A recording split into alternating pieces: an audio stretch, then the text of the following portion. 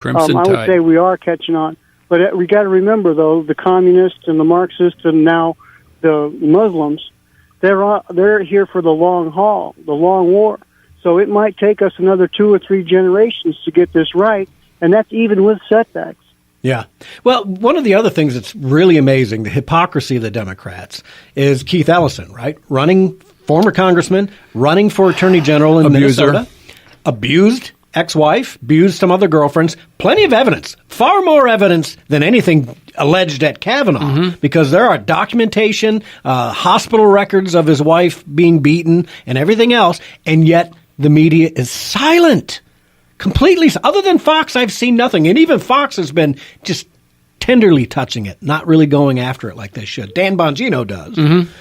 But this is the Democrats and the media literally trying to warp and brainwash you. You got a problem with Ellison? You're a racist. Yeah. Islam isn't a race, people. Yeah. Let's just go there right off the get. Minnesota, I hope you're smart enough not to do this. Don't make that man who believes in Sharia law, not constitutional law, the attorney general, the top law enforcement officer of Minnesota, you're going to give to a Sharia-compliant individual? He's an anti-Semite.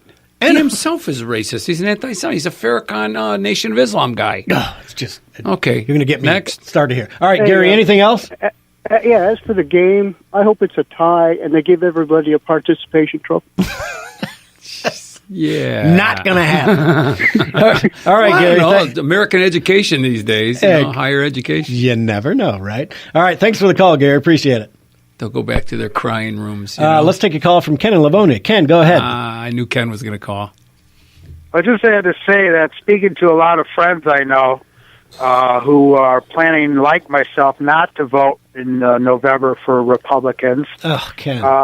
Really, Ken? Listen, I put the blame on the Republicans themselves. Let me give you a quick list. They support rights for the LGBTQ community. We don't. They support, as they continue, to fund Planned Parenthood. So, Ken, let me stop you for a minute. Ken, let me ask you a question here. So, are you going to throw gay people off a roof?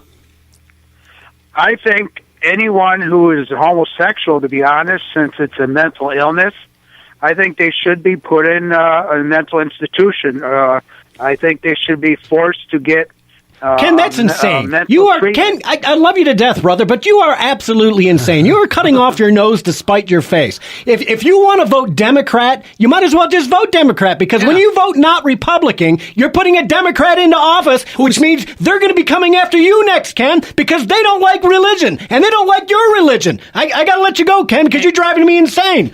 And you want to talk about pro-LGBT, you want to talk about all these things that he's concerned about? That's exactly what Gretchen Whitmer is going to push through if she gets in office. You have to stand up. Ken, I'm sorry. I just had to cut you off that time because I can't go there. I can't listen to that. I'm going to not vote for the Republicans because I want the Democrats to win. The Democrats are going to do everything against what you stand for. Am I hot?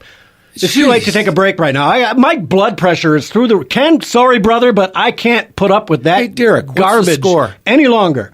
Derek, what's the score? They are still scoreless right now, but Michigan is driving, might be scoring a touchdown soon. All right. I didn't mean to... I'm glad you did. You're even more upset. Listen... All right, so listen, folks, I understand where Kim is going. He's upset with the Republicans because they don't hold his values, we right? All are. And I'm upset with the Republicans because they haven't done many of the things that we've asked them to do and put them into office to do. But when you say you're not going to vote for a Republican and thereby give the advantage to the Democrats, let's just say, so you're against abortion and you're against gay rights. But if you are not voting for a Republican, the Democrats are going to come in and push the gay rights on you. Yeah. If you don't vote Republican, nothing. All it takes for evil to prevail is for good men to do nothing. Yes, that is exactly right. So when you do that, you're cutting off your nose to spite your own face. Cut folks. off my nose to spite your own face. If you want to see abortion ended, abortion funding ended, you certainly don't want to be not voting Republican because you're putting Democrats who propose abortion. It makes absolutely no sense. You're cutting off your own arms when you do that, folks. Please don't be like Ken, because you're. I'm sorry, I just have to.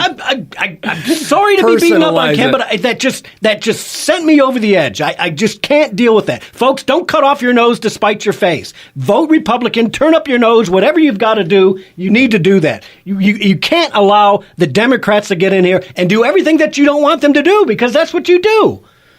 All right, let's take a call from Walter on line 1. Walter, you welcome got 1 to the minute. show. You got 1 minute, Walter. Make it quick, bud. Just a rebuttal to my man Ken. I think you did real good with him, Gary, shouting him down. But anyway, remember, he don't like Pentecostals either. You know. Oh, I forgot about that. Yeah, that's us, Walter. Kind of kooky. That's the same kind of attitude they got Barack Obama in office the second time, because Ken was talking that same nonsense about who he was going to vote for Republicans. I tell you what, I'll take a Republican at his worst is better than any Democrat at their best. That is exactly right. Thank you, Walter. You have a great day, man. What else you got, Walter? Anything? Oh, he's gone. Yeah. We got another call coming in. But I'm sorry. I don't normally cut listeners off. I couldn't. Ken, sorry, brother. I couldn't do that, because you know what? That just brings us down. That just puts Democrats into office. When you do that, when you don't vote this time around, swallow your pride. Pull the lever for a Republican. Even the worst Republican, as Walter said, is better than a Democrat. Folks, it makes no sense to stay at home this election. If nothing else, it's who's going to be heading up the majority in Congress. Who's going to be the majority speaker? Who's going to be the Speaker of the House? Nancy Pelosi, because you sat home? Am I right? I think so. Derek, you got some nitroglycerin in there? Because I think I might need it after that. You look okay. You just kind of...